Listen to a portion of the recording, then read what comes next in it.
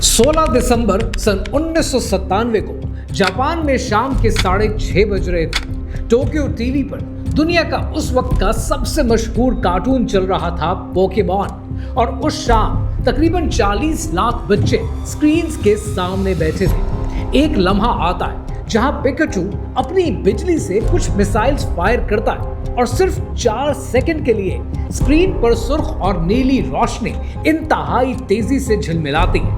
4 second और अगले 30 minute में पूरे जापान में कयामत आ जाती है। An investigation is underway in Japan into why more than 600 children suffered from convulsions and vomiting after watching a television cartoon program. बच्चों की आंखों के सामने अंधेरा छा जाता है, चक्कर आते हैं, उल्टियां आती हैं और फिर एक के बाद एक बच्चे बेहोश होकर गिरना शुरू हो जाते हैं। उनके जिस्म अकड़ने लगते हैं और उस एक रात में 685 बच्चे एम्बुलेंसों में भरकर अस्पतालों में पहुंचाए जाते हैं। निंटेंडो के शेयर्स गिर जाते हैं। हुकूमत एक हंगामी इजलास बुलाती है और वो एपिसोड आज तक दुनिया के किसी कोने में दोबारा नहीं दिखाया गया, हमेशा के लिए बैन। जापान की प्रेस ने इसे नाम दिया है पोकेमॉन शॉक का, और ज्यादातर लोग कहानी को यही खत्म कर देते। लेकिन वो 4 सेकंड की रोशनी सिर्फ एक पहला इशारा थी। पोकेमॉन एक ऐसा कार्टून है जो आज कार्टून से एनिमे में ट्रांसफॉर्म हो चुका है, और आज एनिमे में वो कुछ हो रहा है कि अगर आपको पता चले तो आपके रोंगटे खड़े हो जाएंगे। सेटनिज्म, डेविल्स आई, रीइंकार्नेशन, डेडली सिंस, कर्स, डीमन किंग और न जाने क्या क्या। दुनिया के तमाम मज़ाहिब ने जिन जिन चीजों को फितना करार दिया है, आज सब की सब आपको एनिमे में मौजूद मिलती हैं, और आपको लगता है कि आपकी अगली नस्ल एनिमे के नाम पर कार्टून्स देख रही है। आज एनिमे के नाम पर सेटनिज्म किस तरीके से फैलाया जा रहा है, कहानी क्या है, आइए समझते हैं।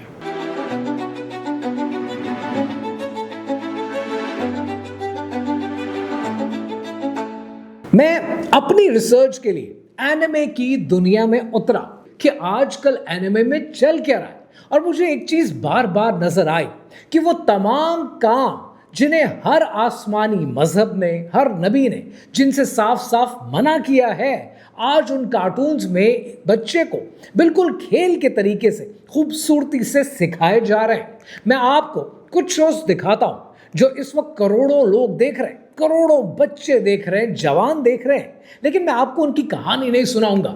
मैं आपको वो दिखाऊंगा जो उनके अंदर छुपा हुआ है। इस कहानी को शुरू करते हैं 2 ऐसे शोज से कि अगर आप एनिमे देखते हैं तो पॉसिबल ही नहीं है कि आपने इनका कभी नाम ना सुना हो। पहला शो है ओवरलॉर्ड और दूसरा शो है डीमन किंग।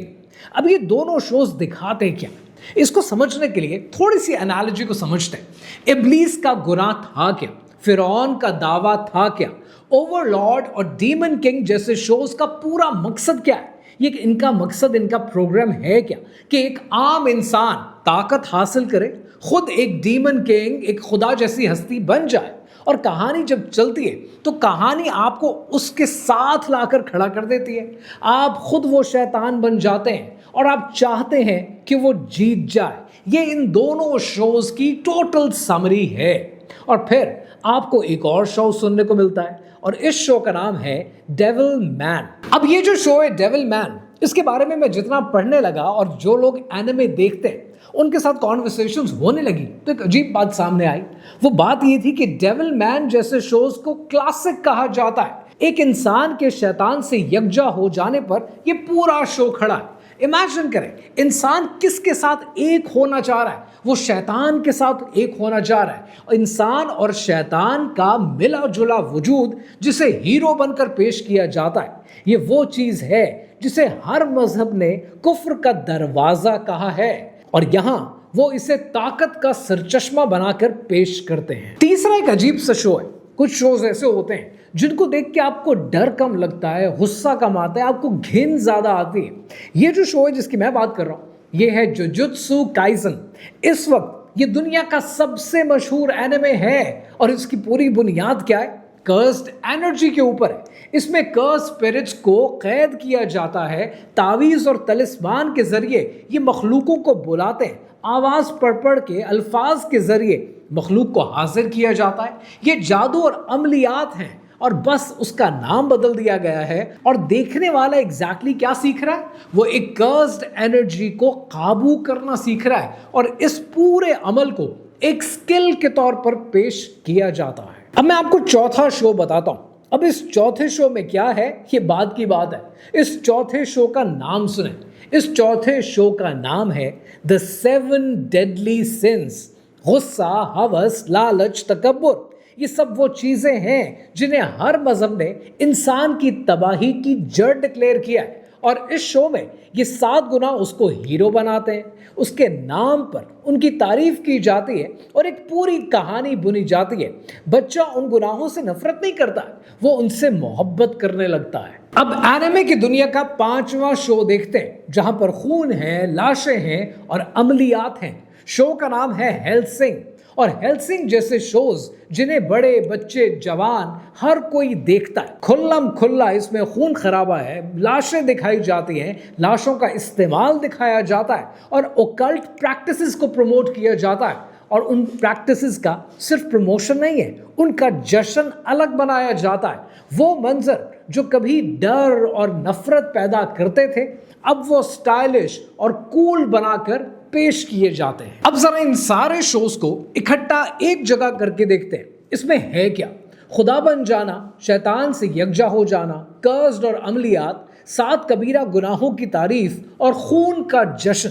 ये वो तमाम चीजें जिन्हें हर नबी ने, हर आसमानी किताब ने इंसान की हिफाजत के लिए इनसे रोक दिया गया है। और आज ये सब एक बच्चे की स्क्रीन पर तफरीह बनकर चल रही हैं, एंटरटेनमेंट के नाम पर चल रही हैं। और वो ये सब देखकर हंसता है, तालियां बजाता है और उसको पता भी नहीं चलता कि क्या चीज उसकी नजरों के सामने उसको शऊरी और लाशऊरी तौर पर दी जा रही है। ये एनिमे ये नहीं कहता कि बुराई अच्छी है, ये तो शैतान की बेवकूफ़ी होती। ये आपको अपनी आंखों से दुनिया दिखाते हैं। अगर आप 100 घंटे डीमन किंग के साथ गुजारें, उसकी कहानी सुने, तो आहिस्ता आहिस्ता आपको उससे हमदर्दी होने लगती है। और सबसे पुराना धोखा तो है ही ये कि बुराई को अच्छा मत कहो, बस ये कहो कि शैतान के साथ ज्यादती हुई। उसको तो आज तक किसी ने समझा ही नहीं, जिस किसी ने भी समझा है उसको गलत समझा है। और ये कोई नई बात नहीं है। गौर करें कि इब्लीस था कौन? इब्लीस बेवकूफ़ नहीं था, वो तो सबसे बड़ा आबिद था, मगर उसका जवाल उसके तकब्बुर की वजह से हुआ, जो असूल के लिबास में आया कि मैं इससे बेहतर हूँ, अना खैरुम मिन्हु। ये एनिमे 1000 बार एक बच्चे को यही कहानी सुनाता। लेकिन यहाँ पर एक सवाल भी पैदा होता, और वो सवाल ये है कि जापान में ये सब कुछ शुरू हुआ कैसे? ये तो आप और मैं जानते हैं कि इस सब का इख्तिताम दज्जाल पर जाकर होता है, लेकिन इसका आगाज जापानीज सोसाइटी में शुरू कहां से होता है? कितनी अजीब सी कहानी है कि जापानीज कौम जो कि शिंटोइज्म के मानने वाले थे, अचानक उनके यहाँ इस तरह के कॉन्सेप्ट कैसे आ गए? अब ये बात समझने के लिए आपको थोड़ा तारीख में जाना होगा। And let's go to 1945। सन 1945 में दूसरे जंग अजीम चल रही थी। जापान बुरी तरह से हार चुका था। 2 शहरों पर एटम बम गिर चुके थे, लेकिन जापानीज सिर्फ जंग नहीं हार चुके थे, उन्होंने उससे कहीं ज्यादा बड़ी चीज उस वक्त खो दी थी। उस वक्त के जापानीज अपने एम्परर हिरोहितो को एक जिंदा खुदा मानते थे। और 1946 में हार के बाद जापानीज एम्परर ने खुद अपनी जबान से ऐलान किया, मैं खुदा नहीं हूं, मैं एक आम इंसान हूं। यानी एक पूरी कौम का दिल उस दिन टूट गया। उस दिन अचानक एक पूरी कौम खुदा से खाली हो गई। एक खुदा के बगैर मुल्क मार्ज़े वजूद में आ गया। अब ये तारीख तो आपने सुन ली और बड़ी जल्दी में सुन ली, लेकिन जरा 1 मिनट के लिए इमेजिन करें, एक पूरी कौम किसी को खुदा मानती हो और उनको पता चले कि ये खुदा नहीं है, तो पूरी कौम का सेंटिमेंट कहाँ पहुंचेगा? वो पूरी कौम जो ऑलरेडी मलबे का ढेर बन चुकी थी एटम बम गिरने के बाद, उनके साथ इतना बड़ा सानेहा अचानक से हो गया। और ठीक उसी मलबे में एक नौजवान मौजूद था जो कि मांगा बनाया करता था। उस नौजवान का नाम है ओसामो तेजुका।